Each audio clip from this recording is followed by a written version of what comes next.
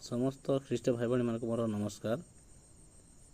प्रभु जीशुख्रीष्ट को विश्वास करने प्रत्येक विश्वासी मान को प्रभु जीशुख्रीष्ट चिन्ह स्वरूपे से 5 गोटी सामर्थ चिन्हर अभिषेक करछंती। आज अनेक ख्रीष्ट भाई भाई मान ताहा जानती नहीं एवं व्यवहार होती नहीं। अनेक पालक प्रचारक बड़ बड़ सेवक मान निर्भर करती। प्रभु से जो सामर्थ्य देते व्यवहार न कर चुपचाप रुहति।